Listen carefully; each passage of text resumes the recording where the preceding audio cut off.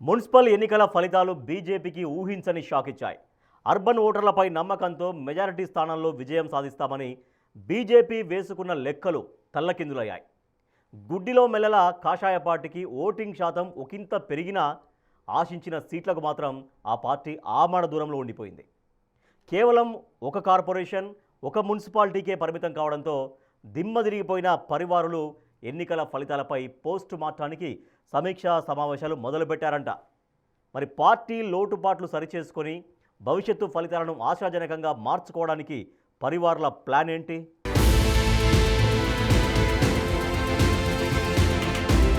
తెలంగాణలో 116 మున్సిపాలిటీలు, 7 మున్సిపల్ కార్పొరేషన్లకు ఎన్నికలు జరిగితే బీజేపీ ఒక కార్పొరేషన్, ఒక మున్సిపాలిటీని సొంతంగా కైవసం చేసుకోగలిగింది. మరికొన్ని చోట్ల కుమ్మక్కు రాజకీయాలతో వైస్ చైర్మన్ పదవులు దక్కించుకుంది. అక్కడి వరకు బాగానే ఉన్న మున్సిపల్ ఎన్నికల్లో కాంగ్రెస్, బీఆర్ఎస్ పార్టీలతో బీజేపీ పదవులను పంచుకోవడం తెలంగాణ రాజకీయాల్లో కలకలం రేపుతోంది. అధికారికంగా ఎవరితో ఎలాంటి పొత్తులు ఉండవని చెబుతున్న బీజేపీ గ్రౌండ్ లెవెల్లో మాత్రం ఇతర పార్టీలకు మద్దతు పలకడం పార్టీని డిఫెన్స్ లోకి నెట్టివేసిందన్న టాక్ నడుస్తోంది.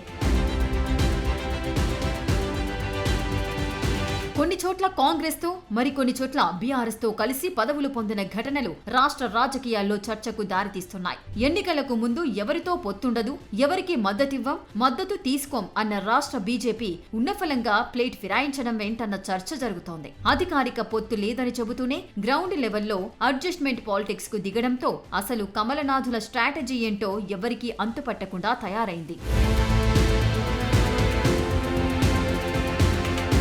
అయితే పార్టీ నిర్ణయాన్ని ధిక్కరించిన వారిపై పూర్తి స్థాయి విచారణ జరుగుతుందని, విప్ జారీ చేసిన తర్వాత కూడా క్రాస్ ఓటింగ్ కు పాల్పడిన వారిపై చర్యలుంటాయని బీజేపీ రాష్ట్ర అధ్యక్షుడు రామచంద్రరావు ఘాటైన వార్నింగులు ఇస్తున్నారు. పార్టీ అఫీషియల్ అనౌన్స్మెంట్ లేకుండా మద్దతు ఎలా ఇస్తారు అంటూ జిల్లా నేతలను నిలదీస్తోంది రాష్ట్ర నాయకత్వం. కొన్ని మున్సిపాలిటీల్లో అధికారిక పొత్తు లేకపోయినా స్థానిక నేతలు సొంత నిర్ణయాలతో ప్రత్యర్థి పార్టీలకు మద్దతిచ్చినట్లుగా పార్టీ గుర్తించిందట.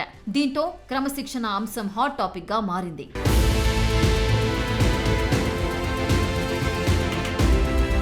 జగిత్యాల జిల్లా మెట్పల్లిలో విప్ ధిక్కరణపై ఇప్పటికే సస్పెన్షన్ చర్యలు తీసుకున్నారు. పార్టీ ఆదేశాలకు విరుద్ధంగా ఓటు వేసిన వారిపై 6 సంవత్సరాల బహిష్కరణ వేటు పడింది. అయితే పార్టీకి, పార్టీ నాయకత్వానికి తెలియకుండా మున్సిపాలిటీలలో ప్రత్యర్థి పార్టీలతో జత కట్టడంపై ఇప్పుడు హాట్ చర్చలు జరుగుతున్నాయి. ఆ క్రమంలో ప్రత్యర్థి పార్టీలతో కలిసి వైస్ చైర్పర్సన్ పదవులు పంచుకున్నా పార్టీకి పెద్దలకు తెలియకపోవడం ఏంటన్న సందేహాలు వ్యక్తమవుతున్నాయి.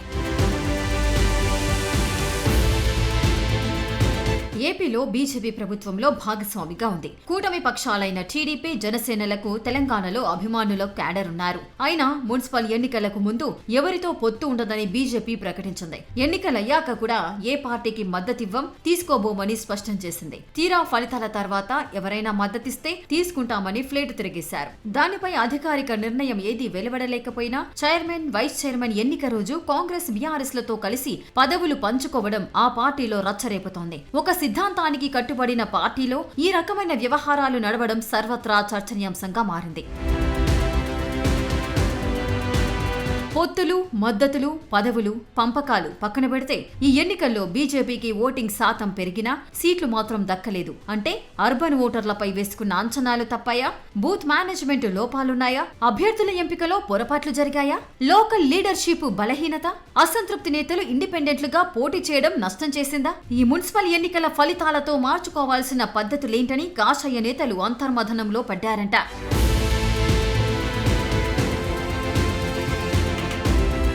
మొత్తం మీద ఈ మున్సిపల్ ఫలితాలు బీజేపీకి ఎమర్జెన్సీ అలర్ట్ బెల్ మోగించాయన్న చర్చ జరుగుతున్న నేపథ్యంలో రాబోయే ఎన్నికల నాటికి బీజేపీ ఎలాంటి వ్యూహాలు అవలంబిస్తుంది? దారుణ ఓటమిపై అంతర్మథనంలో ఉన్న బీజేపీ ఇక ముందు ఎలాంటి స్ట్రాటజీలు ఫాలో కానుంది అన్నదే ఇప్పుడు కాషాయ వర్గాల్లో హాట్ టాపిక్ గా మారింది.